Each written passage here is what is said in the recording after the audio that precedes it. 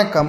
சற்று முன் கிடைக்கப்பெற்ற மிக மிக முக்கியமான செய்தி ஒன்று வெளியாகியுள்ளது. கட்சியில் இருந்து மரியாதையாக வெளியே போ என்று எடப்பாடி பழனிசாமி அவர்களை எச்சரிக்கை செய்யும் விதமாக சசிகலா அவர்கள் தெரிவித்திருப்பது அதிமுகவின் அரசியல் வட்டாரத்தில் மிகப்பெரிய அளவில் பரபரப்பை ஏற்படுத்தியுள்ளது. அதாவது அதிமுகவில் எடப்பாடி பழனிசாமி அவர்கள் முதல்வராக மற்றும் பொதுச் செயலாளராக இருந்துள்ளார் என்றால் அதற்கு காரணம் சசிகலா அவர்கள் மட்டும்தான். அவரது செயல்பாடுகளும் அன்று கூவத்தூரில் எடுத்த முடிவுகளும் தான் ஒரு தலைவரை அதிமுக ஏற்றுக்கொண்டது. ஆனால் மக்களால் எடப்பாடி ஒன்றும் தேர்வு செய்யவில்லை. அது மட்டுமல்ல, பதவியும் அதிகாரமும் வந்த பிறகு தனக்கு உதவி செய்தவர்களை முதுகில் குத்தி எடப்பாடி செய்த மிகப்பெரிய துரோகம்தான் தற்பொழுது அதிமுக இன்றைக்கு 3வது இடத்திற்கு தள்ளப்பட்டுள்ளது. இதற்கு காரணம் எடப்பாடி பழனிசாமி அவர்கள் மட்டும்தான். அதிமுகவை பொறுத்தளவிற்கு மிகப்பெரிய அளவிலான மாற்றங்கள் தமிழக அரசியலில் தொடர்ந்து நடைபெற்று கொண்டிருக்கிறது. பல்வேறு மூத்த நிர்வாகிகள், பல்வேறு ஆளுமைகள் அதிமுகவிலிருந்து ராஜினாமா செய்துள்ளனர். பலரும் கட்சியிலிருந்து எடப்பாடியால் நீக்கப்பட்டுள்ளனர். அவர்கள் பிற கட்சியில் இணைந்து அமைச்சர்களாக, சபாநாயகராக, எம்பிகளாக, எம்எல்ஏக்களாக மாறியுள்ளனர்.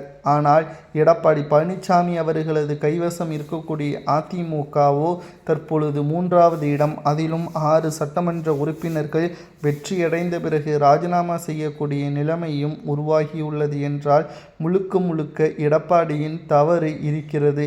மரியாதையாக அதிமுகவிலிருந்து ராஜினாமா செய்து பொதுச் செயலாளர் பதவியை ராஜினாமா செய்தால் மட்டும்தான் கட்சிக்கும் நல்லது, அதிமுகவை உருவாக்கிய எம்ஜிஆர் அவர்களது கொள்கையும் நீடிக்கும். இல்லை என்றால் தேர்தல் ஆணையத்தின் அங்கீகாரமே உன்னால் அதிமுக இழக்க நேரிடும் என்று சசிகலா அவர்கள் அவரது ஆதரவாளர்களிடம் தெரிவித்துள்ள செய்தி சமூக வலைதளங்களில் வைரலாக பரவி வருகிறது. பல நாள் திருடன் ஒரு நாள் அகப்படுவான் என்ற பழமொழிக்கேற்ப தற்பொழுது எடப்பாடி பழனிசாமி அவர்களை நம்பியவர்கள் அவர்கள் இப்பொழுது எடப்பாடி பழனிசாமி அவர்களை எதிர்த்து கொண்டு இருப்பதும் குறிப்பிடத்தக்கது. மிகப்பெரிய அளவிலான அரசியல் மாற்றங்கள் தமிழகத்தில் தற்பொழுது உருவாகியுள்ளது. எடப்பாடி பழனிசாமியை நம்பியவர்களை தற்பொழுது ஏமாற்றிவிட்டார். ஒன்றல்ல, இரண்டல்ல, 11 தேர்தல்களில் எடப்பாடி பழனிசாமி அவர்கள் எங்களை ஏமாற்றிவிட்டார் என்ற குற்றச்சாட்டுகளை தற்பொழுது முன்வைத்துள்ளனர். இதனால் அதிமுகவின் அரசியல் வட்டாரத்தில் பரபரப்பு ஏற்பட்டுள்ளது.